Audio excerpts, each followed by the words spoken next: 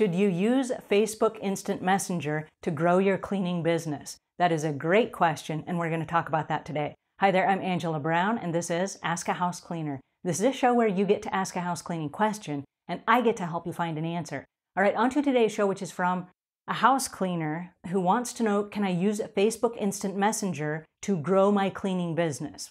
All right, well, as I was preparing to give you the answer, I received a sales pitch from another house cleaner, and it rocked my boat. I'm going to read this instant message to you. And the woman that sent it to me is in my Facebook group, so I'm not going to tell you her name or her phone number. But if you are listening, this one's for you. She says, "Hello, I hope you have been keeping well. I have a cleaning service company which has been in existence for a while, dubbed, and then the name of her cleaning company. She says, we do commercial, office buildings, malls, institutions, and residential cleaning, individual houses, Airbnb, fully furnished apartments, among others.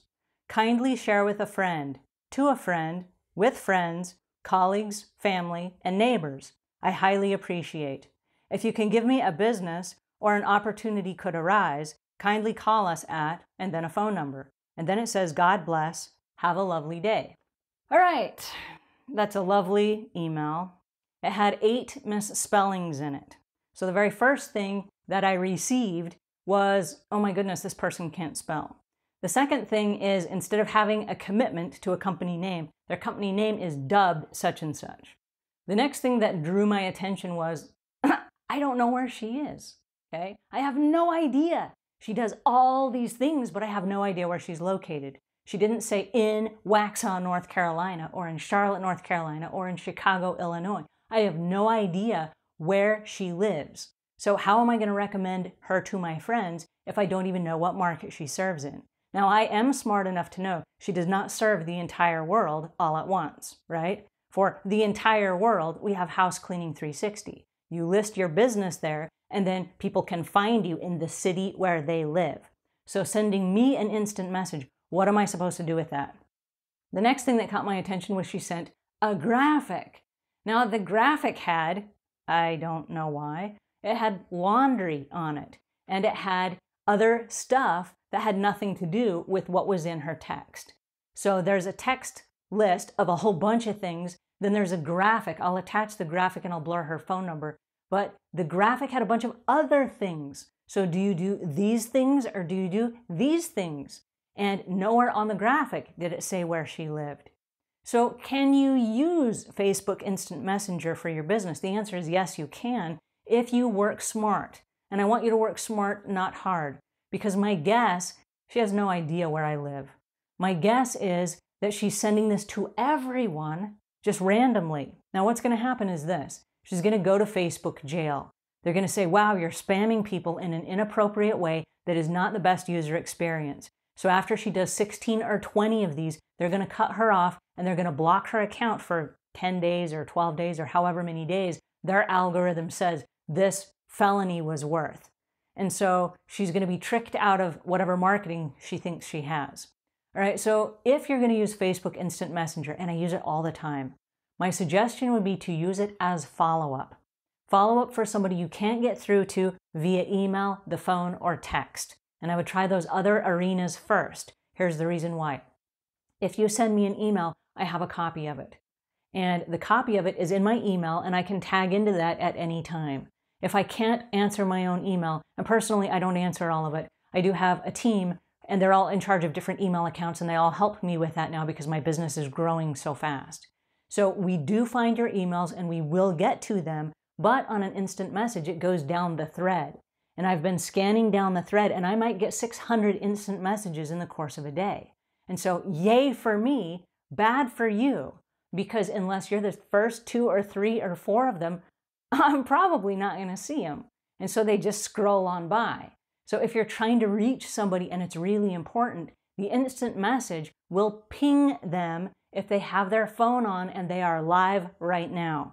Now, right now I'm having a conversation with you, and so my phone is turned off because I don't want to be pinged and dinged and hollered at and texted and all these things while I'm having a conversation with you. That's just common courtesy. And so there are times of the day, and you may be at a customer's house, giving 100% of your undivided attention to the customer. And so if somebody pings and dings you, you may not get that until 2 or 3 hours later. And then if you open your thing and they all just scroll on by, you might miss 20 or 30 messages. See? So can you use it? Yeah, you can, but it doesn't always work out how you expect it will work out. Because if your message is missed, it would have been easier to document it with a phone call, or you leave a message on a voicemail, or an email that goes into their inbox, or a text that will stay in their text file. Now the texts also scroll up, but also the latest ones are all active, and those are easy to scroll through and revisit. So my suggestion would be pay attention to the type of message that you're sending. If someone is on live right now and you see the little green button on Facebook, it is possible that you can contact them right now.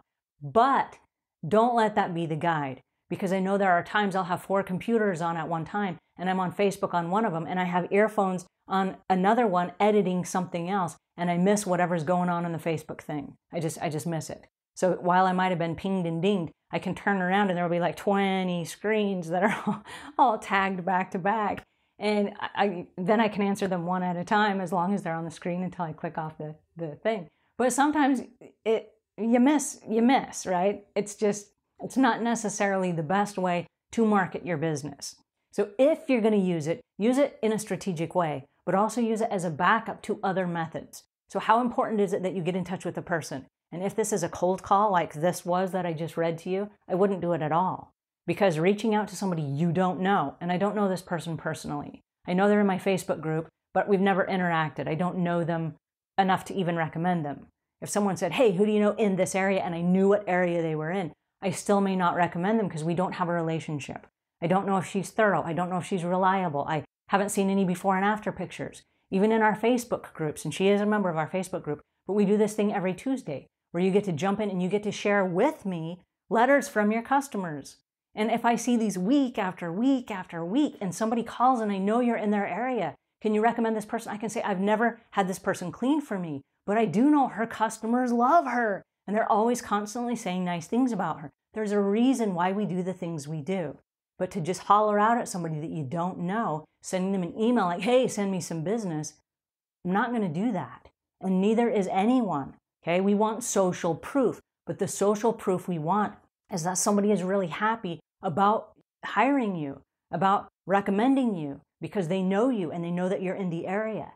Now, there are friends I have that I have recommended via my text or my instant message or something, because I know the person I'm sending it to. I know the person that I'm sending to them, and I can link them both in on the same thing. And I can say, hey, Jerry, meet Amy.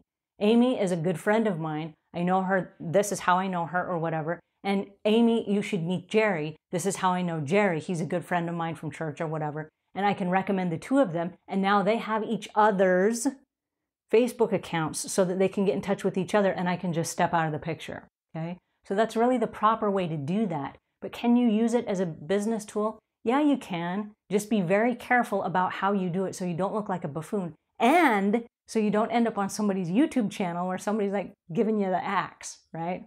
All right, so that's my 2 cents for today. Please be smart about your business marketing because it's time and energy spent and those are resources. So don't waste them, don't squander them, don't do stupid moves because if you end up in Facebook jail, you take away everything else that Facebook provides you.